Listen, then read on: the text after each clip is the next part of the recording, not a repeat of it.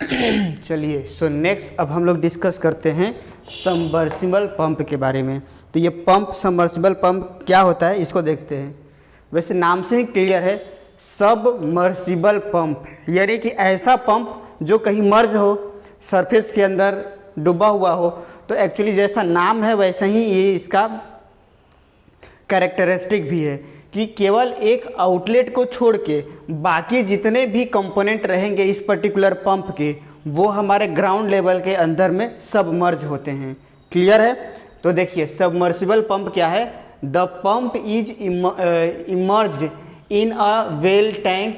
This type of pump are enclose with compartment which are filled with oil and does not have content by the material that we are pushing। Actually इसमें होता क्या है कि सबसे पहले ये जो आपको ब्लैक कलर का यहाँ पे ये दिख रहा है, तो ये ब्लैक कलर का एक्चुअली ये कंपार्टमेंट होता है, या इसको हम लोग केसिंग भी बोल सकते हैं। ये केसिंग होता है।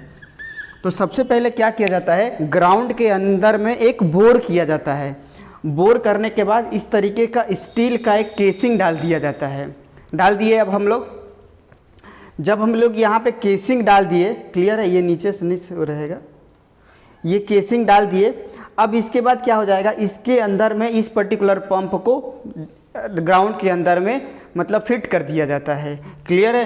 तो इस टाइप का जो पंप होता है इसका देखिए मेन हमें वर्किंग समझना है, क्योंकि अल्टीमेटली इसका क्या कंपोनेंट होता है तो वो तो हम लोग ऑलरेडी यहाँ पे देख रहे हैं कि देखिए सबसे पहले यहाँ पे मोटर होता है। ये जो मोटर है वो वायर से कनेक्टेड होता है। यहाँ पे इलेक्ट्रिसिटी हम लोग इसको प्रोवाइड करते हैं। ठीक है, इलेक्ट्रिसिटी इसको प्रोवाइड कर रहे हैं। तो ये मोटर हो गया। उसके नीचे में यहाँ पे एक सक्शन पाइप होता है, या सक्शन वॉल्व बोल सकते हैं। पाइप ना बोल के यहाँ पे ज़्यादा अच्छा रहेगा कि इसको सक्शन वॉल्व बोले हम लोग।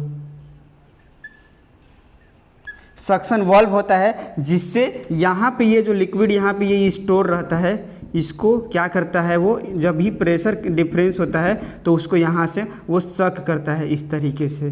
ठीक है, इसके बाद में यहाँ पे ये जो दिख रहा है ये स्टेनर होता है। स्टेनर मतलब कि एक तरीके से फिल्टर का काम करता है कि जो भी ये पानी आ रहा है तो अगर उसमें कुछ फॉरेन पार्टिकल्स रहेंगे तो उसको वो क्या करे कि वापस अंदर ना जाने दे। क्लियर है? अदरवाइज क्या हो जाएगा, हमारे इम्पेलर को वो ख़राब कर सकते हैं।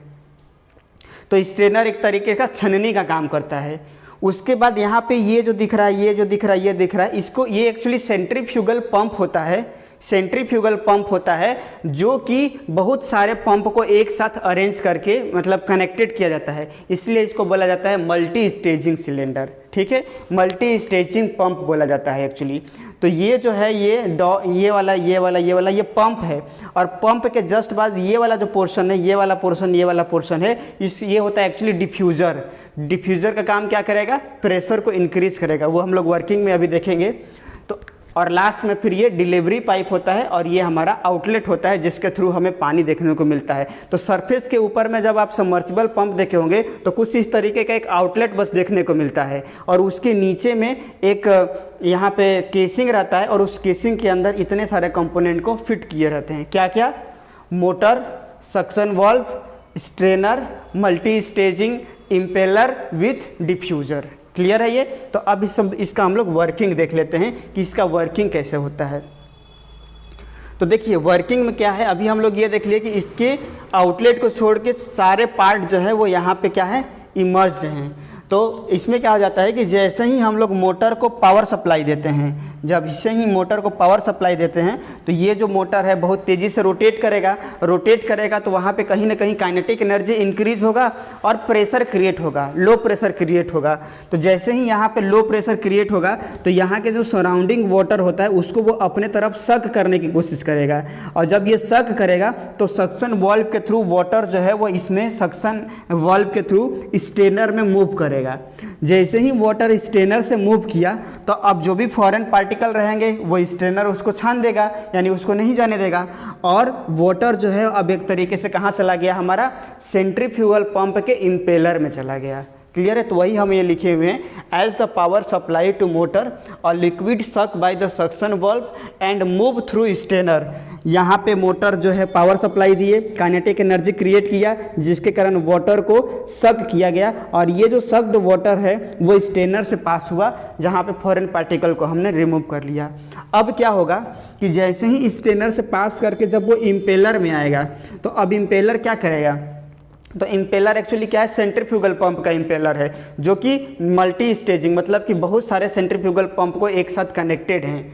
तो जैसे ही सक्ड वाटर आएगा सेंट्रीफ्यूगल पंप में, तो सेंट्रीफ्यूगल फोर्स प्रोवाइड किया जाएगा इम्पेलर के द्वारा, जिसके कारण क्या हो जाएगा कि वाटर का काइनेटिक एनर्जी, यानी जो भी लिक्विड होगा उसकी काइनेटिक एनर्जी इंक्रीज हो जाएगी। और उसके हर एक पंप, जैसे मान लीजिए ये इम्पेलर है, इम्पेलर के बाद डिफ्यूजर है, तो मतलब अल्टीमेटली जो भी काइनेटिक एनर्जी उसका इंक्रीज होगा, तो डिफ्यूजर से जब पास होगा तो वो whole amount of kinetic energy pressure energy में कन्वर्ट हो जाएगा। अब यहाँ पे काइनेटिक एनर्जी बढ़ा, डिफ्यूजर से पास हुआ, तो अल्टीमेटली प्रेशर इंक्रीज हुआ। ये हाई प्रेशर वाटर जो है फिर देन अगेन ये सेंट्रीफ्यूगल इम्पेलर के पास जाएगा, देन अगेन ये काइनेटिक एनर्जी को इम्प्रूव कर देगा, मतलब इंक्रीज कर देगा, फिर डिफ्यूजर से पास होगा तो और ज़्यादा इसका प्रेशर इंक्रीज हो जाएगा, फिर एक बार और इस तरीके से बहुत सारे नंबर ऑफ स्टेजिंग में हमारे जो ये रहते हैं वो कनेक्टेड रहते हैं। तो अल्टीमेटली फिर होगा क्या कि होगा ये कि इसका जो लास्ट में एकदम हाई प्रेशर डेवलप हो जाएगा, और जब एकदम लिक्विड का बहुत ज़्यादा हाई प्रेशर डेवलप हो जाएगा तो डिलीवरी पाइप के थ्रू जो है हमें सरफेस पे वाटर देखने को मिलेगा। तो मतलब समझ में आया अल्टीमेटली क्या हुआ कि ये हमारा केसिंग है, केसिंग के अंदर ये सेटअप रखा गया है, और जब हम लोग बोर करेंगे तो ऑब्वियसली यहाँ पे लिक्विड रहेगा।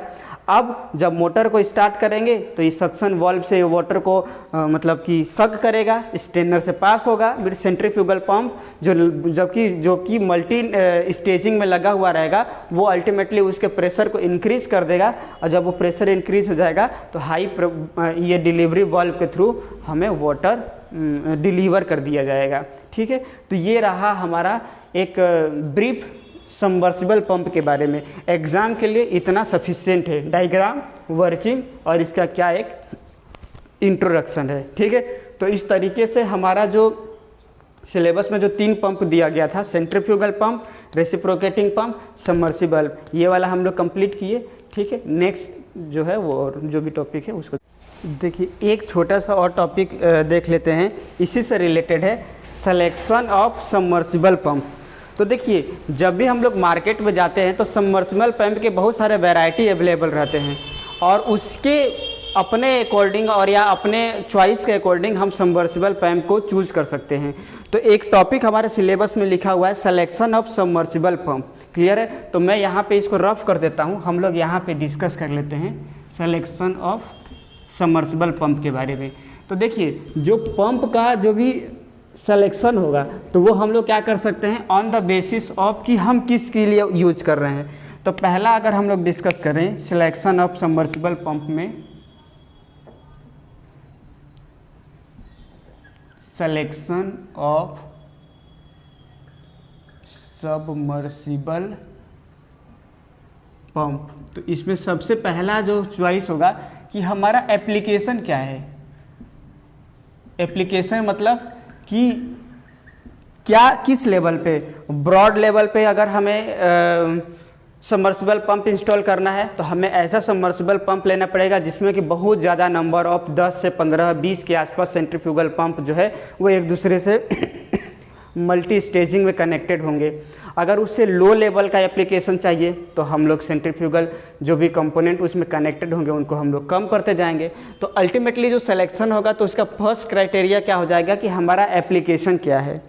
दूसरा जो क्राइटेरिया होता है जिसके बेसिस पे हम सबमर्सिबल पंप को सेलेक्ट कर सकते हैं कि वो बोलता है कि मैक्सिमम आपको डिस्चार्ज पावर कितना चाहिए, इसके बेसिस पे भी हमारा सबमर्सिबल पंप मिलता है। तो मतलब क्या हो जाएगा कि based on maximum based on maximum discharge pressure,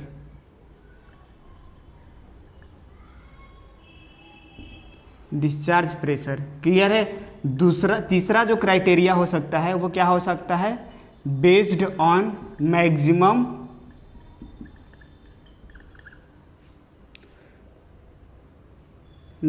discharge, कि हमें जो वाटर चाहिए वो उसका डिस्चार्ज रेट क्या चाहिए, कितना मैक्सिमम चाहिए, उसके बेसिस पे भी हम लोग सेलेक्ट कर सकते हैं। चौथा कि हॉर्स पावर, ज़्यादा हॉर्स पावर का चाहिए कि कम हॉर्स पावर का चाहिए।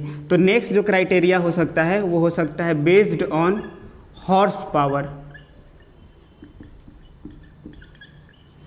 क्लियर है? तो ये जो है वो मेजर 4 जो होता है हमारा क्लासिफिकेशन, जिसके बेसिस पे हम लोग अपने सबमर्सिबल पंप को सेलेक्ट कर सकते हैं।